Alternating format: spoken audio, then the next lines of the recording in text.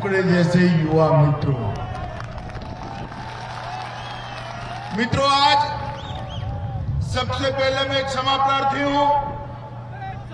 प्रीतम सिंह जब party join किए तब मैं उनको वादा किया था कि आप चुनाव लड़ेंगे, वहां मैं प्रचार करने आऊंगा।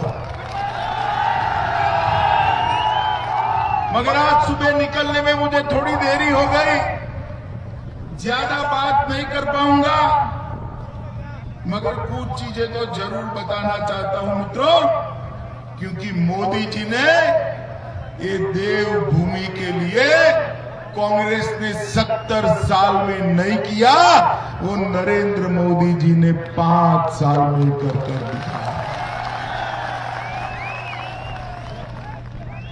ये देवभूमि हमेशा के लिए, चाहे देश भर का, दुनिया भर का श्रद्धा केंद्र हो, चाहे देश की किसी भी सीमा पर देश की सुरक्षा करने वाला मेरा जवान भेजना हो, देवभूमि कभी पीछे हटकर नहीं देखी है। मुझे याद है जब अलग राज्य का संघर्ष चल रहा था, तब कांग्रेस पार्टी का स्टैंड क्या था? वो देवभूमि का निर्माण के पक्ष में नहीं थे, उत्तराखंड के निर्माण के पक्ष में नहीं। चाहे मसूरी का गोलीबारी हो, चाहे रामपुर तिराहा पर हुआ गोलीबारी हो, उत्तराखंड के नौजवानों का खून बहाने वाली यही कांग्रेस पार्टी थी और कोई नहीं था। और उस वक्त एक अकेली भारतीय जनता पार्टी ऐसी थी जो कहती थी कि उत्तराखंड की रचना करनी चाहिए।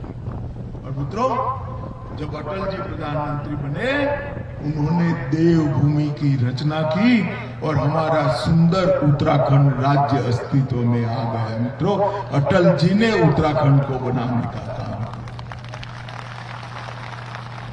अटल जी ने उत्तराखंड को बनाने का काम किया और मोदी जी ने उत्तराखंड को संवारने का काम किया। उत्तराखंड में शायद ही कोई घर ऐसा होगा जहां से कोई सेना में न हो, सुरक्षा बलों में न हो, और सेना के लिए 1 रैंक 1 पेंशन की मांग 40 सालों से कांग्रेस वालों के माथे पर छू नहीं रहती। आपने मोदी जी को प्रधानमंत्री बनाया, 5 की 5 सीटें नरेंद्र मोदी जी की झोली में डाल दिया। और मोदी जी प्रधानमंत्री बनने के बाद ही 2015 में उन्होंने 1 रैंक 1 पेंशन का कानून लाकर सेना के अनेक जवानों के घर में 20 लाख करोड़ रुपया भेजने का काम। मित्रों, ये जो निर्णय किया गया है, वो निर्णय से सबसे बड़ा फायदा अगर किसी को हुआ है तो मेरे उत्तराखंड के पूर्व सैनिक और सेना में भर्ती जवान है, उसको हुआ है। मित्रों, उसको हुआ है। ये हरकता इधर उधर घूम रहे हैं, मैं उनको पूछना चाहता हूं, हरकता, आप मुझे बताइए, कांग्रेस की सरकार थी, आप क्यों 1 रैंक 1 पेंशन का निर्णय नहीं कर पाए? बाढ़ आई, केदारनाथ तबाह हो गया, कांग्रेस की सरकार थी, कुछ नहीं हुआ। भारतीय जनता पार्टी की सरकार आई और मोदी जी ने 400 करोड़ की लागत से केदार धाम का पूर्ण निर्माण करने का काम। देश से कोई भी व्यक्ति, दुनिया से कोई भी व्यक्ति केदार धाम आता है तो आदि शंकर की मूर्ति और बाबा केदारनाथ का लिंग देखकर अपने आप को भाव विभोर कर कर जाता है। मित्रों, ये पुनर्निर्माण नरेंद्र मोदी जी ने किया। बद्रीनाथ का पुनरुद्धार का काम 450 करोड़ से शुरू किया और उसके सुनियोजित विकास के लिए 250 करोड़ रुपए का CSR का फंड देने का काम भी भारतीय जनता पार्टी की सरकार ने। गंगोत्री, जमुनोत्री, केदारधाम, बद्रीधाम अच्छे तो बना लोगे, मगर रोड नहीं होगा तो आएंगे कैसे? आधी साल तो रोड बंद हो जाते थे या नहीं हो जाते थे भाई? बताइए ना, होते थे या नहीं होते थे? मोदी जी ने 13,000 करोड़ रुपए की लागत से 4 धाम का और वेदर 4-वे हाईवे बनाने का काम नरेंद्र मोदी जी ने किया है।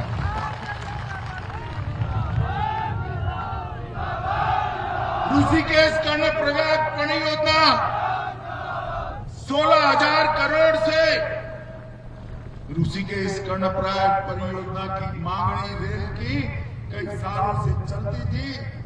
16,000 करोड़ रुपए का काम होगा। 12 नए स्टेशन बनेंगे, 17 सुरंगें बनेगी और 16 पुल बनाने का काम इतने कम डिस्टेंस से होगा।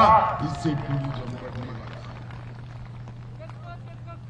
टनकपुर बागेश्वर रेल, उसको भी 2022-23 तक इसका निर्माण का काम शुरू हो जाएगा।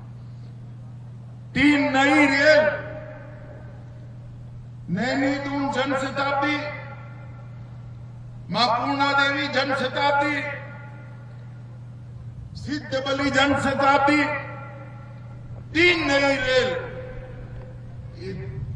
देवभूमि को देने का काम भारतीय जनता पार्टी की सरकार ने।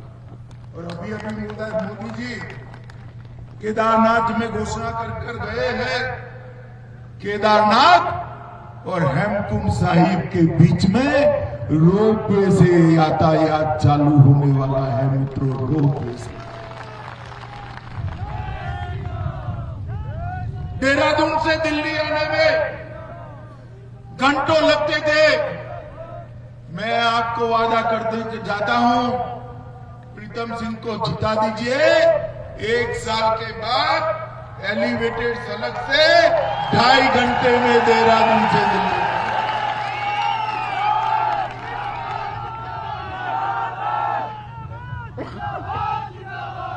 हर की पौड़ी में चंडी देवी रोपवे निर्माण का काम प्रक्रियाधीन है और देहरादून में 2 कॉरिडोर में मेट्रो रेल परियोजना भी हम लाने वाले हैं।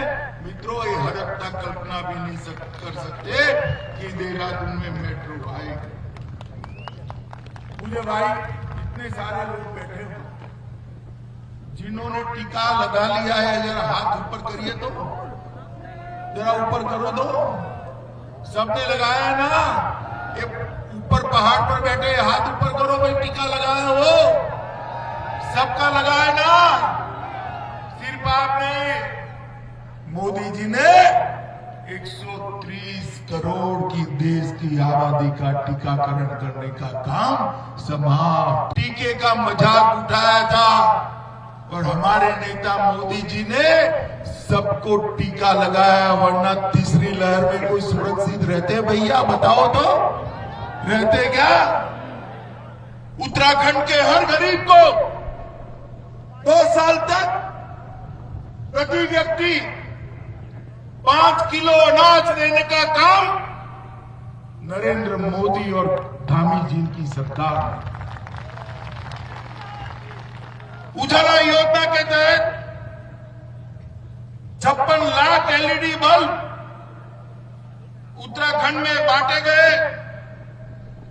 4,25,000 माताओं बहनों को गैस का सिलेंडर दिया गया और 25 लाख परिवारों को मुफ्त 5 लाख तक के इलाज का धामी जी का और मोदी जी का काट देने का काम किया गया। लगभग 70,000 लोगों को 70,000 लोगों को गरीबों को घर देने का काम भारतीय जनता पार्टी की सरकार ने किया है। और हर गरीब के घर में शौचालय बनाने का काम, बिजली पहुंचाने का काम भी समाप्त हो गया है। मित्रों, यहां पर भी रोहतू की बेली, चलीधर और ग्राम सालसी जैसे क्षेत्रों को जोड़ने वाली सड़कें नई बनाई है। महामारी के बाद, कोविड महामारी के बाद ख्याटूब और धौलधार ब्लॉक के निवासियों के लिए 5 नई एम्बुलेंस भेजने का काम हुआ है।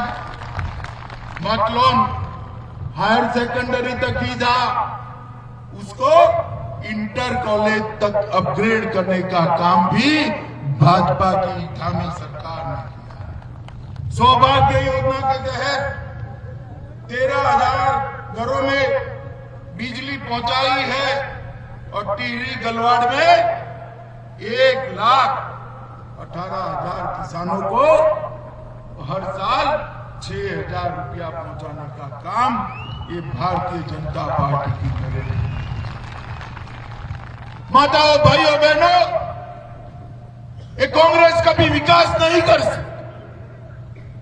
उनके पास ना इच्छा है ना उनकी शक्ति। मैं आज आपको कहकर जाता हूं, 2014 में, 2017 में और 2019 आपने मोदी जी की झोली कमल के निशान से भर दी है ना।